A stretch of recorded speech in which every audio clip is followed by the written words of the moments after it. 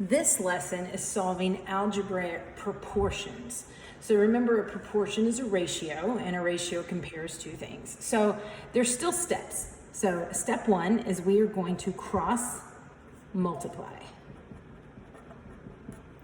which if they're set equal to each other, then I cross multiply, which looks like this: A over B equals C over D. So cross multiplication, remember the butterfly method you probably heard of, but it's multiplying your extremes. A times D is AD, and then I can multiply my means to get AD equals BC. So that's what cross multiplying is. It's the butterfly method, the same thing. And step two is I'm going to distribute if I need to. And of course, step three is then to solve it. So we solve it like we have been. I can always throw in step four of checking it, which always guarantees me a 100%. All right, so if you look at number one, now again, you could solve X any different number of ways. Some people can look and see that 3 times 6, they multiply 2 to get 6, so then I can multiply 2 up top and I can get X equals 8. Absolutely, you can do that. The method that we're talking about, though, comes in handy when you have a binomial because it's not that easy to do. So practice would say I can multiply 3 times X to give me 3X, and I set that equal to 4 times 6, which is 24. Now I can solve for X by dividing both sides by 3, and I get X equals 8. So that's what we mean by cross multiplication. Okay, look at number 2. You have a binomial.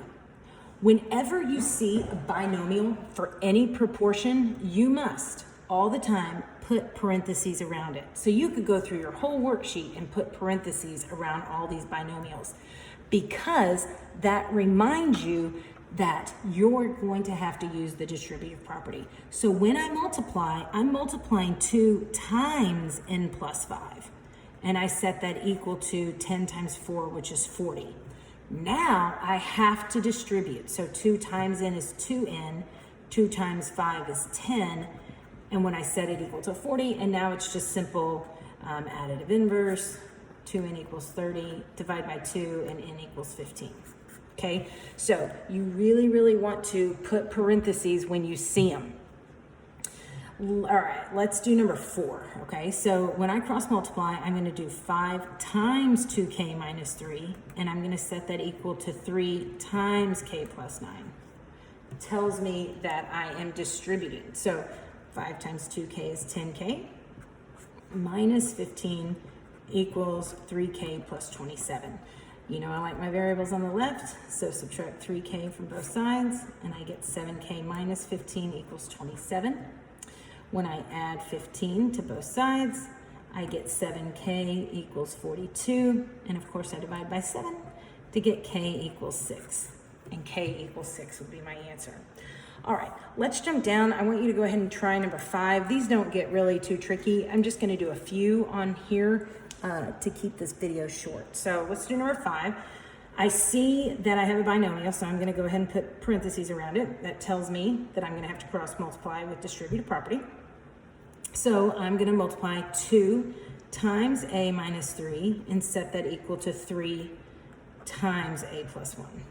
And when I distribute, I get 2a minus 6 equals 3a plus 3. Subtract 3a on both sides, and I get negative 1a minus 6 equals 3. Add 6 to both sides. Negative 1a, negative a, it's the same thing. It's just one of them. 3 plus 6 is 9. Can't have a negative, so it's like dividing by a negative 1. So I flip it, and I flip it to get a equals negative 9. All right, let's take a look. They really don't get much harder than that, as long as you remember to put parentheses around them. Let's look at number 15. So again, put parentheses around the binomials. Tells me that I'm going to distribute. So I do 2 times 4u plus 9, and I set that equal to 3 times 3u plus 7.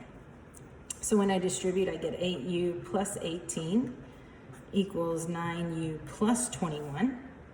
And you know, I like my variable on the left, so I'm going to subtract 9u on both sides to get negative u plus 18 equals 21.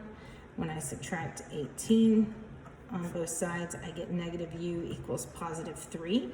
You can't have a negative variable, so I flip it, and I flip my constant term.